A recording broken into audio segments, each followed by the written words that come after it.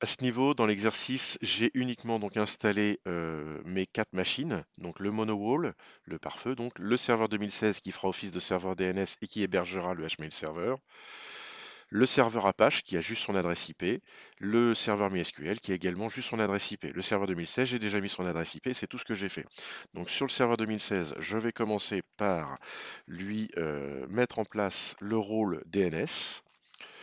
euh, puisque dans ma configuration IP sur mes autres équipements, j'ai dit que c'était le serveur 2016 qui était le serveur DNS, puisqu'on verra que ça pourra nous servir vers la fin de l'exercice. Donc ici, je vais choisir d'ajouter le rôle DNS, donc sur ma machine, qui est l'adresse IP 100.1. Donc ici, je choisis le rôle DNS, j'ajoute les fonctionnalités requises et je fais suivant installer. Pendant que ça s'installe, je montre effectivement sur les net plans de mes serveurs Ubuntu qui sont pour rappel en version 20.04.1.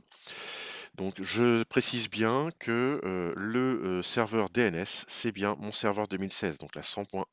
Donc le Apache à la 100.5 et le MySQL à la 100.10. Normalement, l'installation voilà, est terminée. Ici, je ferme, je vais dans Outils, DNS. Ici, je vais créer une nouvelle zone de recherche directe, principale, que je vais appeler tssr.dom pour l'exemple. Et je fais tout par défaut, à part que j'autorise toujours les mises à jour dynamiques sécurisées et non sécurisées pour plus de simplicité. Je termine. Une fois que ma zone est créée, ici rien de particulier. Dans un premier temps, je vais juste faire un clic droit sur mon nom de serveur et je vais ajouter un redirecteur pour simplifier l'accès Internet de mes clients. Donc 1, les serveurs de Cloudflare qui en général fonctionnent plutôt bien. Je valide et j'applique. À partir de ce point, normalement, si je ne dis pas de bêtises, mes équipements doivent avoir accès à Internet. Donc on va tester ça tout de suite. Est-ce que mon serveur déjà a accès à Google? On va faire google.fr. A priori, c'est plutôt bon signe, vu ce qu'il me dit là, qu'il accepte, blabla. Très bien. Donc mon serveur 2016 a accès à Internet. Je vais vérifier que mes serveurs Linux peuvent faire de l'APT. Apparemment, ça se passe plutôt bien. Donc je vais faire la même chose sur le deuxième serveur. apt update, toujours, je dirais utile. Ah, là, par contre, je dois avoir une petite erreur peut-être dans ma configuration, je présume. Donc on va revérifier que j'ai pas fait une erreur dans ma configuration IP. 100.1, 100.254. Pardon, CTRL X, IP ADDR, on va vérifier. Ah, alors évidemment, j'ai voulu me baser sur mon premier Ubuntu qui était en ENS 32 et là je suis en ENS 33. Donc évidemment, ça ne fonctionne pas. Donc on va changer ça tout de suite. Et toutes les vidéos que je vais faire seront quasiment en direct. Donc il peut y avoir quelques petits couacs comme celui-ci. Donc netplan apply. Et ici, si je refais mon apt update, ça se passe mieux parce que j'ai effectivement appliqué les paramètres au bon nom d'interface sur mon Linux.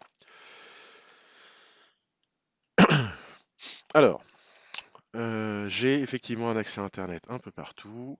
J'ai les différents éléments qui m'intéressent. Je vais sur mon serveur 2016, je vais télécharger HMail Server.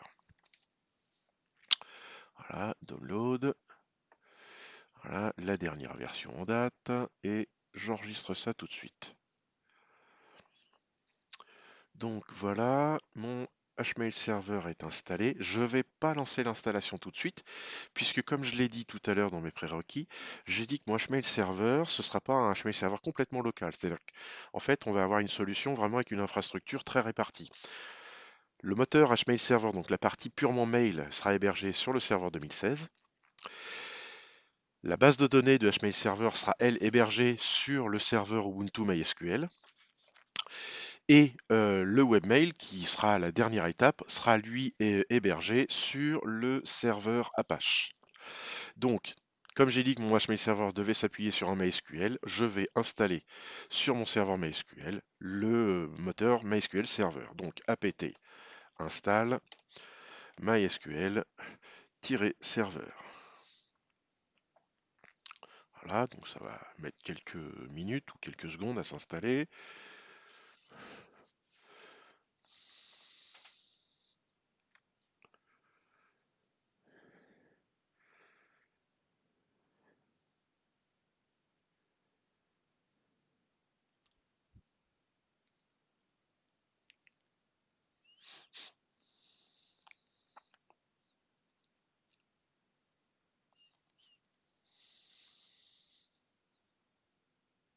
Voilà, mon serveur MySQL est installé. Alors, c'est pas fini. L'installation de HMail Server va se dérouler en différentes étapes quand on va vouloir installer la base de données sur le MySQL. Pour ça, il va falloir que j'ai un compte qui puisse bénéficier de tous les droits sur au moins une base de données qui sera celle du HMail Server. Alors, euh, pour que ça fonctionne bien, je vais dans un premier temps, je vais me connecter sur mon MySQL, donc en tapant la commande MySQL. Et la première chose que je vais faire déjà, c'est que je vais sécuriser l'accès route de mon MySQL. Donc pour ça, je vais faire ça de mémoire. Alter user root at localhost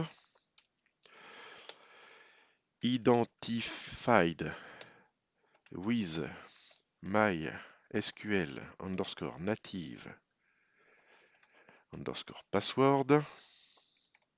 Hop, password, je vais y arriver.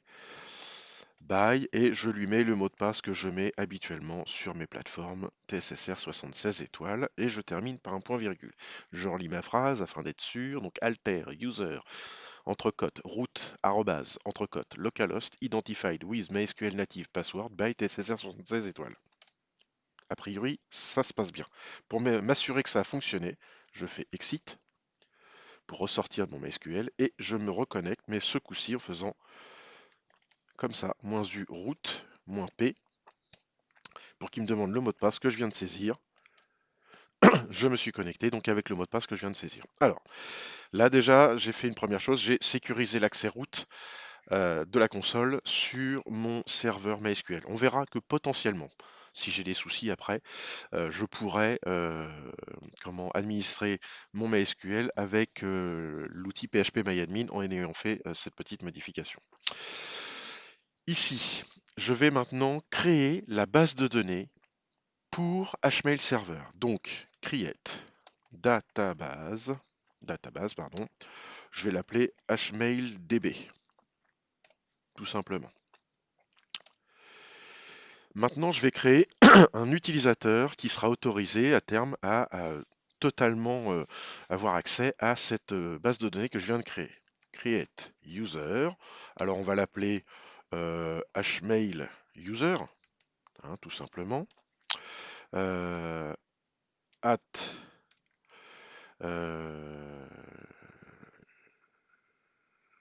localhost, alors que je dise pas de bêtises parce que là je pense, oui c'est ça, at localhost. Non, je vais pas le faire at localhost, je vais faire at %. Alors at %, c'est pour dire que l'utilisateur pourra se connecter de n'importe où sur mon serveur. Alors at % identified by, toujours, TSSR, c'est pas très sécurisé par rapport au mot de passe route, mais là c'est pour l'exemple. Create user hmail user at %identified. Alors on va vérifier ce que ça lui va. Apparemment, il râle pas, donc c'est plutôt bon signe. Maintenant, ce que je vais faire, c'est que je vais donner tous les droits de l'utilisateur que je viens de créer sur la base de données que je viens de créer. Donc, grant all privilège, on hmaildb.étoile, donc tous les fichiers de la base de données hmaildb, tout